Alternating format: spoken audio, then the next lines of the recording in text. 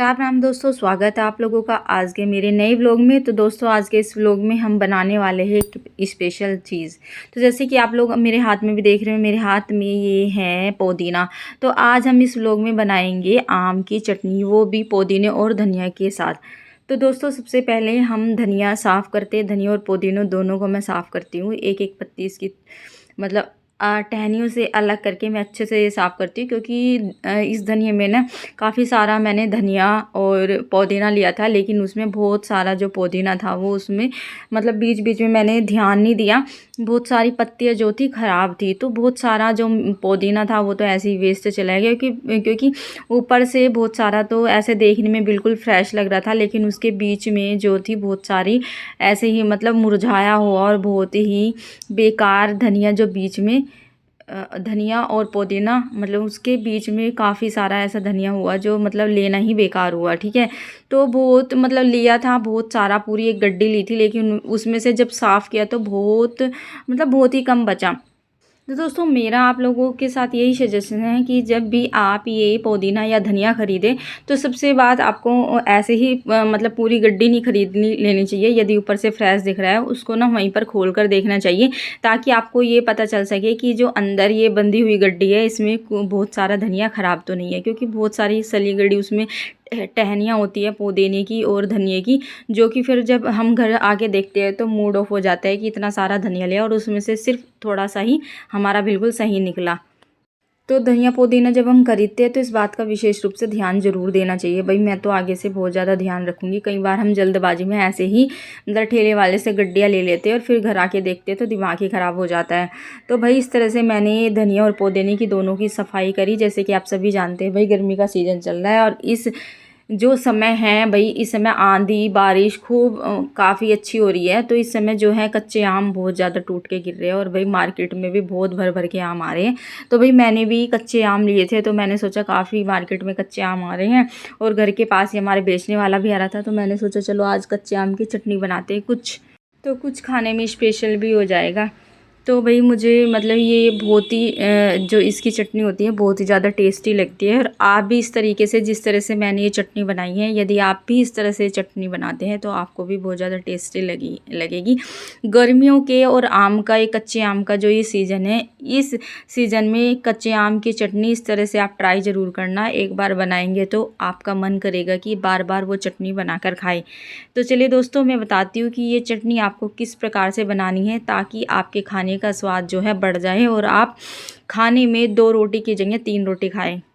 तो सबसे पहले देखो, मैंने ग्राइंडर में डाला है धनिया पुदीना कटा हुआ, कच्चे आम छोटे छोटे पीस करके मैंने डाल लिए हो, और थोड़ा सा मैंने क्या लिया है यहाँ पे, लहसुन लिया है। वो आप जितनी चटनी बना रही है उसके हिसाब से ले सकते हो, ऑप्शनल है, यदि आप नहीं खाते तो अवॉइड भी कर सकते हो। उसके बाद मैंने इसमें हरी मिर्च डाली है, 1 चम्मच मैंने इसमें जीरा डाला है। चाहो तो उसमें प्याज भी डाल सकते हैं, टमाटर भी डाल सकते हैं, वो आपकी मर्ज़ी है।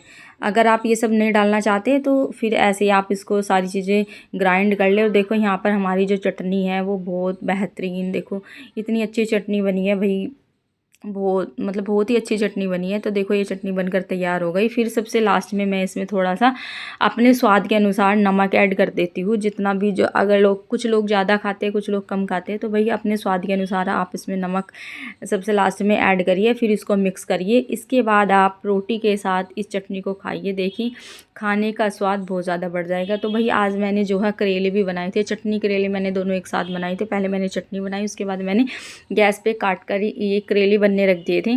तो भाई करेले भी बन रहे थे, साथ में चटनी भी बन गई। तो भाई बच्चों को छोड़कर हम दोनों को करेले की सब्ज़ी बहुत ज़्यादा पसंद है। तो आज मतलब मुझे इतना समय मिल पाया कि वैसा द्विक के साथ मुझे इतना समय मिल नहीं पाता, उसके साथ इतनी बिज़ी रहती हूँ, और क्योंकि उसे भी संभालना होता है तो वो बहुत कुछ करने नहीं देता। तो भाई मैंने चटनी के साथ रोटी खाई थी, तो भाई सच में बहुत यमी और टेस्टी बनी थी।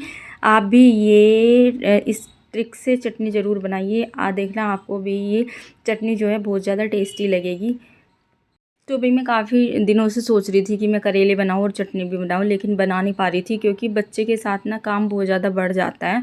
और क्योंकि भाई जब धनिया और पुदीना लेते हैं तो उनको साफ़ करने में थोड़ा टाइम भी लगता है और चटनी को बनाने में भी थोड़ा टाइम लगता है। वैसे पहले ज़्यादा टाइम लगता था, क्योंकि पहले भाई सिलबट्टे पर पीसते थे, आजकल तो ग्राइंड कर लेते, ग्राइंडर में डाला तो ईज़िली काम हो जाता है। तो भाई इस तरह से आज मैंने ये फाइनली बना ही ली। तो क्योंकि बच्चे के साथ ना मतलब जो करना चाहते हैं वो हो ही नहीं पाता, सोचते कुछ है होता कुछ है। कई बार कुछ अच्छा बनाने के लिए सोचो भी ना वो बन नहीं पाता, क्योंकि बच्चा ही अपने साथ इतना ज़्यादा एंगेज कर लेता है कि बस फिर क्योंकि वो पीछा ही नहीं छोड़ता, बच्चा गोद गोद में रहता है, तुम्हारे पीछे पीछे घूमता रहेगा, फिर तुम कुछ काम नहीं कर पाते हो। तो वही यहाँ पर मतलब बहुत सारा घर भी गंदा हो गया था, और सारे में मतलब ये सोफ़े तो देखो मुझे दिन में मतलब 3-4 बार ठीक करने पड़ते हैं, क्योंकि बच्चे बार बार इसे डिसमिस कर ही देते हैं। तो भाई मैंने सोचा कि चलो भाई अब ये करेले और चटनी दोनों चीज़ बन चुकी हैं, और मैंने टेस्ट भी कर लिया, काफ़ी अच्छे से बन गई। तो चलो ये जो ये कमरा फैला हुआ है इसको मैं मैनेज करती हूँ। यहाँ पर सारा सामान भाई बहुत बुरी तरीके से फैला होता है, बैग वैग सब इधर उधर बिखरे हुए पड़े, तो टेबल पे भी कुछ जगह ही नहीं बची हुई थी, ऐसे मतलब पूरा कूड़ा कचरा घर में फैला हुआ था इस कमरे में। तो भाई फिर मैंने एक एक करके धीरे धीरे ये सारा काम किया। पहले मैंने सोचा कि पहले मैं अद्विक को सुला देती हूँ, भाई दोपहर का टाइम है, लेकिन इस काम को मैं बाद में करती हूँ। लेकिन फिर मुझे लगा नहीं, ये काम पड़ा रहेगा तो मन में मतलब अशांति सी रहेगी ना, जब ऐसी चीज़ें फैली रहती हैं ना तो मुझे घर में मतलब एक पॉजिटिव वाइब्स नहीं होती है, एक मतलब मन में चिड़चिड़ापन सा और एक अजीब सी फीलिंग आती है। और जब घर साफ़ सुथरा अच्छे से सब कुछ सारी चीज़ें अपने स्थान पे होती है ना, तो फिर थोड़ा अच्छा लगता है, रेस्ट करने में भी ठीक लगता है।